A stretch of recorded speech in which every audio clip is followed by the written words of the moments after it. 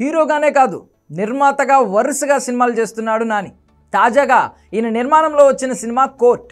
ప్రియదర్శి, హర్ష్ రోషన్, శివాజీ, శ్రీదేవి కీలక పాత్రల్లో తెరకెక్కిన కోర్ట్ సినిమా మార్చి 14న విడుదల కానుంది. అయితే మీడియాకు 2 రోజుల ముందే స్పెషల్ ప్రీమియర్ వేశారు. మరి ఈ సినిమా ఎలా ఉంది, నాని నమ్మకాన్ని నిలబెట్టిందా లేదా అనేది ఇప్పుడు చూద్దాం. కథ విషయానికి వస్తే వైజాగ్లోనే ఒక చిన్న కాలనీలో వాచ్మ్యాన్ కొడుకు చంద్రశేఖర్ అలియాస్ చందు అనే కుర్రాడు ఉంటాడు. చదువుకోకుండా ఏదో పని చేసుకుంటూ ఉంటాడు. అలాంటి వాడి లైఫ్లోకి అనుకోకుండా జాబిలి అనే అమ్మాయి వస్తుంది. ఫోన్లో మాట్లాడుతూ ఆట పట్టిస్తోంది. ఒకానొక సమయంలో వీళ్ళిద్దరూ ఎదురు పడతారు. చందు వ్యక్తిత్వం నచ్చి అతనితో ప్రేమలో పడుతుంది జాబిలి. మరోవైపు ప్రాణం కంటే పరువు ముఖ్యంగా బ్రతికే జాబిల్లి బాబాయ్ మంగాపతికి ఈ విషయం తెలుస్తుంది. దాంతో ఆ కుర్రాడిపై ఉన్నవి లేనివి సెక్షన్లు బనాయించి అరెస్ట్ చేయించి జైల్లో పెడతారు. పైనుంచి పోక్సో చట్టం కూడా యాడ్ చేస్తారు. అది తెలిసి ఆ కేసు వాదించడానికి ఎవరూ రారు. అలాంటి సమయంలో ఆ కేసు టేకప్ చేయడానికి సూర్యతేజ అనే లాయర్ వస్తాడు. ఆ కుర్రాడు ఎటువంటి తప్పు చేయలేదు, అన్యాయంగా కేసులో అతన్ని ఇరికించారు అని ఎలా న్యాయస్థానం ముందు ప్రూవ్ చేశాడు అనేది మిగిలిన కథ.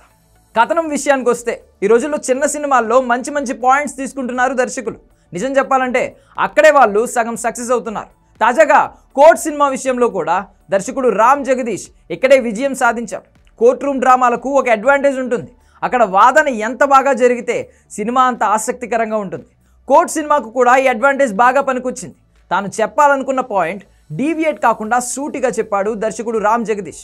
పోక్సో చట్టం గురించి చాలామందికి ఐడియా ఉండదు. అసలు అలాంటి ఒక చట్టం ఉందనే విషయం కూడా చాలామందికి తెలియకపోవచ్చు. దాన్ని నేపథ్యంగా చేసుకున్నప్పుడే కోర్ట్ సినిమా విషయంలో దర్శకుడు సక్సెస్ అయ్యాడు. దాని చుట్టూ ఒక సింపుల్ కథ అల్లుకున్నాడు.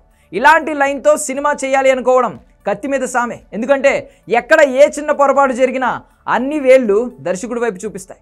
తన వైపు నుంచి ఆ తప్పు జరగకుండా జాగ్రత్తగా స్క్రిప్ట్ రాసుకున్నాడు దర్శకుడు రామ్ జగదీష్. ఫస్ట్ ఆఫ్ అంతా హీరో హీరోయిన్ లవ్ ట్రాక్. పరువే ప్రాణంగా బ్రతికే ఇంటి పెద్దకు విషయం తెలియడం, ఆ కుర్రాడిపై లేనిపోని కేసులు పెట్టి జైలుకు పంపించడం, ఇవన్నీ చకచకా జరిగిపోతాయి.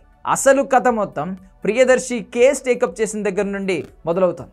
సెకండ్ హాఫ్ అంతా వాదనలు, ప్రతివాదనలు, ట్విస్ట్లతో ఇంట్రెస్టింగ్గా వెళ్ళిపోతుంది.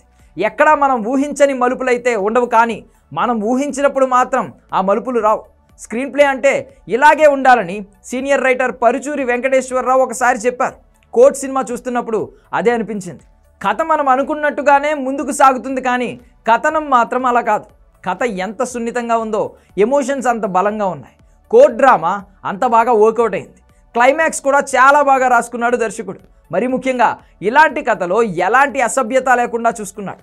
క్లైమాక్స్లో న్యాయ వ్యవస్థను ప్రశ్నించాడు కూడా. ఇక నటీనటుల విషయానికి వస్తే ప్రియదర్శి లాయర్గా అద్దరగొట్టాడు. లాయర్ పాత్రలో అద్భుతంగా నటించాడు. బాలనటుడిగా ఇప్పటికే చాలా సినిమాల్లో మెప్పించిన హర్ష్ రోషన్ ఈ సినిమాలో చందు పాత్రలో చాలా బాగా నటించాడు. కొత్తమ్మాయి శ్రీదేవి బాగుంది, నటన కూడా బాగా ఆకట్టుకుంది. సాయి కుమార్ మరో కీలక పాత్రలో మెప్పించాడు. ఈ సినిమాలో ఎంతో మంది ఉన్న ఈ సినిమాను నిలబెట్టింది మాత్రం శివాజీ. ఆయన నటన నెక్స్ట్ లెవెల్. తనలోని సరికొత్త విలనిజం చూపించాడు శివాజీ. టెక్నికల్ టీం విషయానికి వస్తే బేబీ ఫేమ్ విజయ్ బుల్గానిన్ సంగీతం చాలా బాగుంది. ప్రేమలో సాంగ్ ఇప్పటికే చాలా పాపులర్ అయింది. మరో 2 పాటలు కూడా ఆకట్టుకున్నాయి. ఎడిటింగ్ షార్ప్గా ఉంది. సినిమాటోగ్రఫీ అద్భుతంగా వర్కౌట్ అయింది. ఇక దర్శకుడు రామ్ జగదీష్ నాని తనపై పెట్టుకున్న నమ్మకాన్ని నిలబెట్టుకున్నాడు. నాని నిర్మాణ విలువలు చాలా బాగున్నాయి. ఓవరాల్గా court very interesting court drama. ఈ సినిమాతో కేవలం వినోదం మాత్రమే కాదు, నాని చెప్పినట్లు కొన్ని చట్టాల మీద అవగాహన కూడా వస్తుంది.